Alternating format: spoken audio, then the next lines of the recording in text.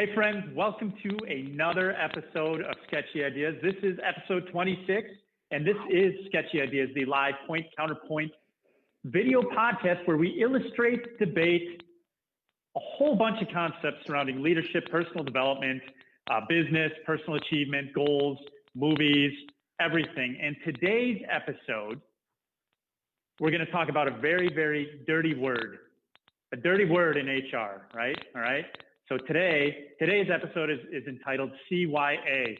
My name is Brad James. And I'm Michael Rampola. And that dirty word that I'm talking about, I'll tell you right after we have a word from our sponsors. Our first sponsor is Cream City Marketing.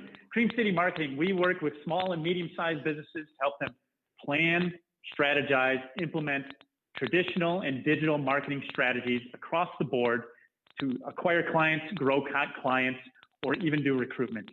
We help you, doesn't matter what industry you're in, we help you build the plan and we'll help you implement it either in-house or with your vendors. Cream City Marketing. Sketchy Ideas is also powered, there you go. Sketchy Ideas is also powered by Spirity. Spirity helps business owners and HR leaders overcome the obstacles to their greater success. There are ways to get where you're trying to go. If you've been running into invisible walls and don't know why your head hurts, we can help. Let's help you identify the things that are holding you back. What are the barriers to that next level for you? We have assessments that can help. We have coaches that are trained and certified in these things. We've been there, we've done that, and we've even got the t-shirt. So talk to Spirity. We'd love to help you grow. Spirity. All right. So again, that dirty word we're talking about, CYA, what does it typically mean? CYA. Isn't that choose your assessment? Choose your assessment. Well done. That's what I thought. I thought that's what I've always meant. Whenever I say CYA, no? Is that not the typical? Sure. We'll go with it just today. So if you were watching last week, we dove into personality assessments, diving into whether they work, whether they don't work, how to make them work for you, and the different types and why you would choose different ones. We're diving into this because it's the beginning of the year. We know a lot of people are trying to refigure out how to work from home or work remotely with their teams. And a lot of it, there's actually been an increase in assessment taking right now because people are trying to navigate working in teams remotely where you're not in one room. So you actually have to begin to understand people, okay? You can't just sit in your cubicle, do your work, and get told over the top or through your full wall what you need to do next. Now you actually have to look at people through Zoom calls and have conversations and actually dive deeper, which means you actually have to work harder to work with people you don't like, which is why Michael turned his back because he's struggling really hard today to work with me. So it's just one of those things. Well, I gave you an assessment. I don't need to talk to you anymore. I know everything I need to know about you. Right? That's right. And that's why we're having this conversation today, right? Because we left everybody hanging on the fact that, hey, there are these assessments, but there's so many out there that people don't necessarily know which one to use or how to best use it. And so today you're going to share with us how you help your clients figure this stuff out, right? Exactly. So, okay. So, I mean, we're making a joke about choose your assessment, but if you remember from last time, we said there are some important things to take into account when choosing an assessment. Assessments are not bad. Personality tests are not bad. They are just often misused from places of good faith and good intent. Let's help you do better. When we're choosing our assessment, the three things we always want to keep in mind are the context, the goals, and your readiness. We'll talk about what that means. Depending on my context is current state. What's the current state I'm operating in? What are my current constraints, opportunities, risks? You can insert a SWOT analysis here, speaking of assessments. But what I want to understand is where am I right now? What is the context I'm operating in? That is one factor to choosing the right assessment. Second factor is going to be goals. What am I trying to do differently? If this is where I am, where do I want to be that's different, hopefully better, than where I am right now? That's my goals, my outcomes, my targets. When I have those two things figured out, the third question is, what is my readiness? Meaning, what is my readiness to work with the results that I might get? Different assessments are going to give you different information, different data, different guidelines and suggestions. Your readiness to implement the results of an assessment should also inform which assessment you choose if you're going to do an assessment. So so you're saying before I even take the assessment, I should do a pre-assessment to make sure that I'm actually ready to understand what's happening in the assessment that I'm about to take.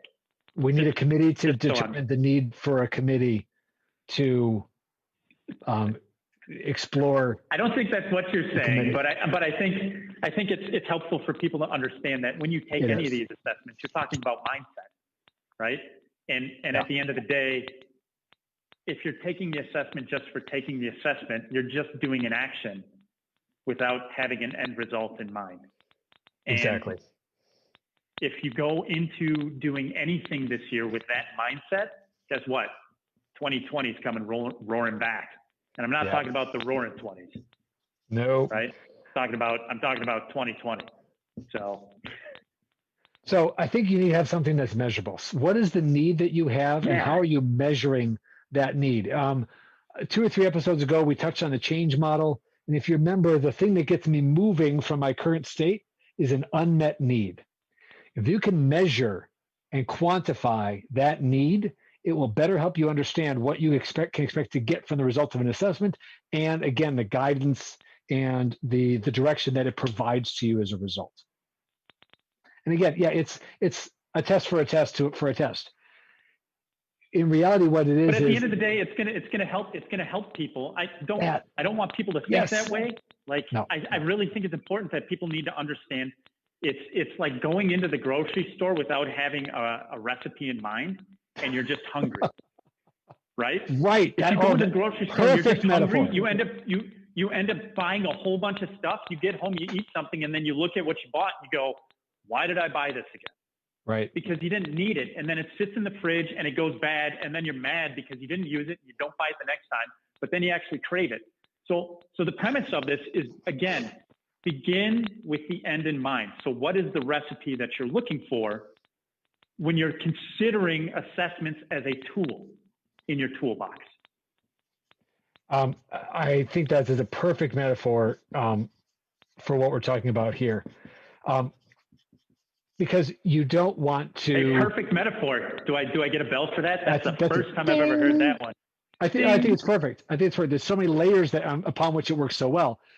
Because, gosh, wow, I got to still keep wrapping my head around it because I'm seeing other layers. If I begin with the end in mind, I'm going to approach the situation differently. If I'm understanding what I'm ultimately trying to achieve in any given situation, the choices going into it are going to be better. And the other point that you made, which is key, which is I have seen organizations choose the wrong assessment, get results out of it that don't do them any good, and now forget assessments. What's the point? Or they get the results out and they hold them up as gospel anyway, and they don't realize that actually that assessment isn't telling them things that they need to know, or again, it's being misapplied. Or, as you stated last week, maybe the assessment is dead. Maybe the assessment, because it's been overused and oversimplified so much that it no longer has the same impact that you once had when it was still novel and new, right? Law of diminishing returns of assessments. Yep. Yeah, exactly. Yes. And it goes back to your food metaphor, right? Which is at some point that thing is no longer satisfying, right? Even if it looked good and it seemed like a good idea at the time. And then I just end up buying it again and again and again because I now crave it. Or if I didn't have it, I would feel like there was some sort of a loss here. And I become beholden to this assessment. I'm not allowed to buy those things that I crave anymore because it's part of my 2021 don't say the R word. You get the idea. I get it. Well done. Good callback. So I think the idea here is there is a value to a well-chosen and well-applied assessment. And it is in equal measure to the danger of a poorly chosen and poorly applied one. And I want people to be thoughtful and intentional when they choose so they get the good out, not the bad and the ugly. So what are the things that people need to look at? I know you've got some outline there on the board. Like Yeah. those are components you look at and you guide your clients through in order to choose whether or not they're ready. And if they are ready, it helps guide, not necessarily point, but guide to choosing the best tool for that end result. So do you want to tell us how that process works? Absolutely. So let me go back to this framework and see how you might get here. So if we're in choose your assessment mode and I'm having a conversation with somebody and they say, I think we should really do an assessment or a personality test, or I really want to do DISC. Then I say, okay, tell me more about why. And what I want to know is these first two questions. What's your context? What's your goals? So our assessment is a growth readiness assessment, your readiness for growth.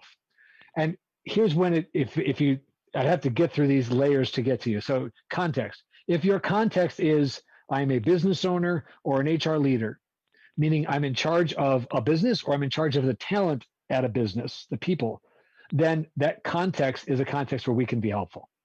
If you have a different context, then this growth readiness assessment is not the right assessment for you, for example. Can you tell us the story about how you guys came up with this before we dive into it? Yeah, sure. What caused you guys to actually go, hey, wait, we can choose from all the foods in the grocery store, but nobody's like looking on the internet to figure out what they want to make. So let's help them do that first, which is what you've created. So how did that come to be? That's great. So we looked at, to put it simply, we looked at the patterns. So this is also a principle about assessments and any other kind of data. So what we have identified is organizations have visions, they have missions, they have goals, they have plans, they have strategies. Individuals do also. Those things are not, stay with me for 1 second, those things are not true. They're theoretical because they're all future focused. What is true is what happened, my actual behaviors, the real data and results. I'm not saying the first part should be discounted, but if you only look at the first part, goals, plans, mission, vision, values, and don't look at and what results did those create, then you're not operating in reality, you're operating in theoretical. And we all, as individual humans, have some level of delusion. The less your level of delusion, which is your predictions versus your reality, the better you can calibrate those two things. I always say you can trust your gut as long as you calibrate it. So the better you can calibrate those predictive future thinking ideas against what really happened, the real behaviors, you can start to close that delusion gap and operate closer to reality on a day-to-day basis. So there's a delusion gap? Delusion gap, or a delusion scale, or a level of delusion. That's the first time I've heard. That's the first time I've ever heard of that. There you go. Well, we kind of came up. It is a term to describe the idea of each of us, and oftentimes that delusion is optimistic, right? We believe humans are terrible at estimating how long it's going to take to do something. We always underestimate.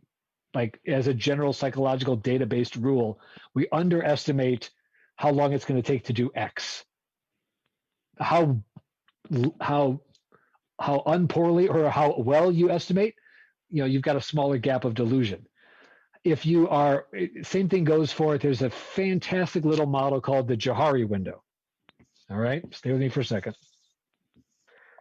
And it's not for even squares, these lines move, but there's this idea about there's something that is open, there's something that's blind, hidden, and unknown about you.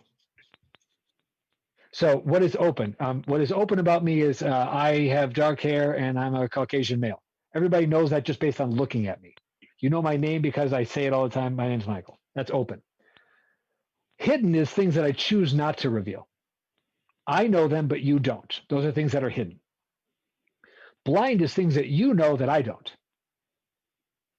Gotcha. Okay. Blind is things that you know that I don't. It's if you had that teacher in school and everybody knew that that teacher had that crutch word is an or an or a like, and everybody in class started tallying that thing, but the teacher never knew what was going on. You were that kid, weren't you? You were that kid. Maybe. That's an example of something that you might be blind to. It's something about you that other people know, but you're blind to it. This could also be something like everybody else knows you're great at X, but you don't see it in yourself. That's a blind. Gotcha. Unknown is never been explored. Nobody knows. I could fly, but I've never actually tried to leap off a building to see if it's going to work. Right? awesome areas of opportunity in the unknown, but they are as of yet unexplored and unknown. Why am I saying delusion is somewhere between what I'm choosing to keep hidden and what other people see that I don't. So between what I know and you don't, and you know and I don't, the closer we can bring those two things together, the less that gap of delusion. So I drew a picture here for you. I said, this is me. But this is me, like, this is how I see me. This is right. And this is my delusion gap, right? There you go. Yep. I'm thinking of there's the Norman Rockwell painting. It's called Self-Portrait, right? And it's him looking at himself in the mirror and simultaneously painting himself. And one is real and the other one is aspirational, right? Yeah. This is me, 6'4", 6-pack, driving a Lamborghini. Oh yeah. I know him. You know? Yeah. Right. And this is actually me, 33, getting older, drives a minivan. Right. And yeah, that guy, you do. I know that you do, which is I know. Nothing wrong with that. It's very functional. Like, right. What's speaking of movie, we always got to make a movie, right? Utility over vanity. That's what I tell people. I go utility over vanity. Anyway, we're taking a giant tangent. Yeah, get shorty. It's the Cadillac of minivans. All right. So this idea is to say a good assessment should be informed by what I'm trying to get accomplished, goals, and input from others who understand those things. Therefore, I'm going to have a better choice that I make as a leader and a business owner and an HR leader. All of this helps me understand whether or not I'm ready. And so that's how we got here. We got here by saying people are aspirational. They're great at planning. They're great at goal setting and they're great at effort. And there's often a gap in planning. And there's especially a gap in like the average to-do list and what we use, which is actually figure out why it did or didn't happen. If you're just working on the front end and not on the back end, if you're not operating out of the reality of results, because they're real, they happen, they're fact now, then you are missing out on what an assessment can do for you. So that's how we got here. We got here by identifying that there's a gap between aspirations and outcomes.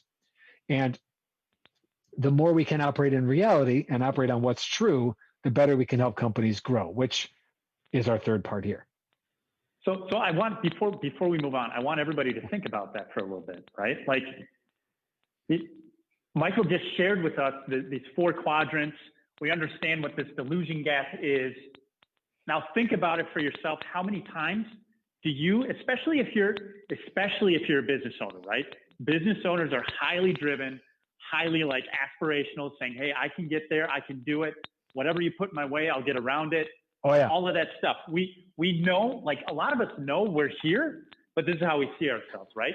Especially those crazy influencers on social media, right? You know, most of social media is like this, when in fact there's this giant delusion gap between what they did, between taking the picture here when they woke up in the morning and the work it took to make them look like this. And all the filters I put on it after, all the post-processing. Yeah, you got it. Oh, no. Hashtag no filter. No filter. Hashtag no filter. Uh-huh. Right? Is that how that works, Brian? Yes? No? Yeah? We got to get, nodding quietly. He's smirking. Speaking of delusion gaps, we are being smirked at by our producer, for the record. Anyway, so before Michael dives into this third part of why this works and how it works, I want everybody to have that in their mind before we dive into more. Cool. All right. Sorry, Michael. Go ahead. No, that's good. I appreciate it. So here's the 4. So when we looked at what makes organizations grow, well, what enables organizations to grow and scale, there's these 4 dimensions, 8 factors, 4 dimensions. So these are all a question of readiness. So again, back to context and goals. If your context is I'm a business owner and HR leader, your goal is grow and or scale, then we can help you figure out your readiness. This is an assessment, this growth readiness assessment. If that is your context and those are your goals, then this assessment will help you figure out your readiness.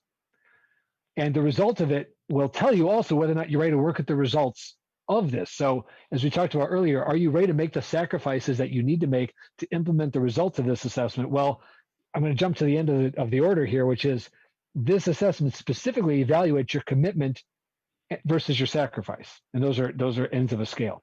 Because in order for you to get a different outcome, you have to be committed to what you're going to put in and committed to sacrificing what you're going to give up. To get something, you have to give up something else. And you have to be willing to put in the grind and put in the effort to achieve those outcomes. And if you are low on the commitment sacrifice scales, then you're not necessarily going to really be as ready to grow as you think. And that assessment's going to help us know that as well. So this assessment has readiness built into it, which we have found is a key indicator of success in growth, whether or not you're committed and sacrifice. So that's the end. Let me go back to the top. Oh, sorry. Go jump in. So I want to, anybody who's watching this, understand, like, a lot of people do the work up to a point and then they realize what it actually takes. And then they stop or they pause or they negotiate what that is. That's why this assessment is so important, right? So last week when we talked about the DISC assessment, the Kolbe test, the Myers-Briggs, all of these things, what personality type are you? Introverted versus extroverted, strengths quest, all of this stuff. They all come down to the fact that if you're using them as a measurement tool of an individual, right? That's all it is. They're just measurement tools. When you get to the end of it, you get real information that you can either choose to enact the plan, working with a coach like Michael, or you can choose to negotiate whether or not you actually want to commit to working on those things. Right. Now, if you're following what we do when we work with clients in like top to bottom, if you're a leader and you want your business to grow, but you are unwilling to commit to making changes or sacrifices that you know you need to do, odds of your business doing that are slim. So this assessment, regardless of whether or not you want to actually work on this assessment, will give you some idea and insight into yourself in that moment. And remember, you're still probably going to have a little bit of a delusion gap. So at least some. Filling out, yeah. I mean, I'm always delusional, so I'm used to it. But but my point is that if you take assessments, again, you're seeing yourself as one thing, maybe not the other. Okay. So always look at what the results are of any assessment that way and go, hey, great, this is what I said. Now, probably realistically a little bit below that or a little bit skewed. You know, there's always margins of error. So in science, what was that called? That was called, wasn't it just margin of error? Is that right? Sigma, errors of sigma. Oh, Brian.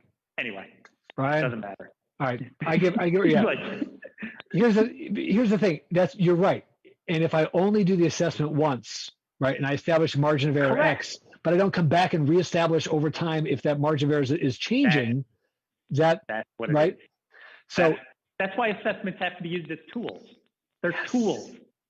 Multi-use tools, not one-time use tools. Assessments are a point in time. And since time changes and moves on ever steadily, you need to revisit those assessments. So to connect this point, behaviors are reality. They happened. They are therefore real. The sacrifice question that I ended with, which should be thought about at some point, is if I don't pre-identify what I'm going to give up to get the thing I want, that is going to be a barrier to me later. Back to our change 4 forces of change model, there's some comfort with the current state. And if I haven't pre-identified which part of the current state I am willing to give up, then that is always going to be a backwards force rolling me back into my easy chair. So let's go back to the top of the order here. Strategic versus tactical. From a behavior standpoint, this can be measured and identified, whether your behaviors and your thinking and your decisions are strategic or tactical. So as a starting point for growth readiness, we ask you, how likely are you as a leader to operate strategically? How likely are you to operate tactically? It's a starting point, and we revisit it later to see, again, this is what you thought, here's what we see from the behavior, but it helps us get a starting point for readiness. Confidence and adaptability is a second dynamic, and everybody needs both. The best and most successful leaders are confident and adaptable. Those are, again, outcomes. The behaviors are the inputs. And when it comes to the behaviors on confidence versus adaptability, you're going to say, here's how confident I believe I am based on my self-assessment. Here's how adaptable I am based on my self-assessment. And then we're going to analyze the behaviors. And here's the key for this one. Confidence is a function of your focus on your ability to focus on and your frequency of focusing on your successes. And your adaptability is your frequency of focus on your failures as an opportunity to learn and grow and make changes. So your confidence is a function of the focus on successes behavior. Your adaptability is a function of your focus on and learn from your failures. Third dynamic, self-motivated versus other-motivated. How, as a leader, by the way, leaders have followers. So therefore, there is some dimension of others in your world. So if you are motivated, what degree of your motivation comes from inside yourself, your intrinsic motivations, and what degree of your motivation comes from others or outside your extrinsic motivations? Each of us has both. And how well those two work together and what the combination is thereof helps us understand your, again, commitment and readiness to growth. So these are the eight factors, the four dynamics we look at, and based on the results, then in a conversation with that leader, that business owner, that HR lead, we'll be able to help that person understand how ready are you to grow and how well could we help you get there. Nice. So for those of you who are curious, can you take this? Yes. Yeah. Michael has decided to open this up to everybody. Absolutely. Who wants to take it for a limited time. Okay. Yeah. Michael's a busy guy. So the thing is that when you do these, Michael, I know, looks at all of these. And if he sees something really interesting, he's going to get in touch with you. He's going to go, hey, this is what I see. Take a look at this. Maybe take a look at it. And then what typically ends up happening, tell me if I'm wrong, Michael, is that you get a bunch of people who take these and they go and enact things on their own, or they get to a point they take it and they go, I learned something new about myself. I'm not exactly sure what I need to do. And then they get in touch with you, right? Is that typically, Absolutely. tell me if I'm wrong? Absolutely right. No, and then you just have right. a conversation. So, I can tell you from experience that even though Michael doesn't like me, I really like spending time with him because I always learn something new about myself, because of my delusion gap. So sometimes he wipes out my crown. Other times he'll draw a toy car instead of a Lamborghini, all things like that. So he's really good at making sure you're looking at the facts and really understanding that the delusion gap is real. And he'll make sure you understand how to get back to, hey, you can wear your crown and have your Lamborghini, as he draws a heart on the whiteboard. It's out of love, Brad. It's out of love. Here's the deal. The reason we wanted to do this, and the reason Michael's like, hey, let's just put this assessment out there. It's typically what they do for their paying clients, make sure that anybody who's going through the program, especially for their large corporate company, their clients that they work with, the staff and employees take this assessment so that they can better judge where those staff members or team members are on being willing to grow and put in the work or not.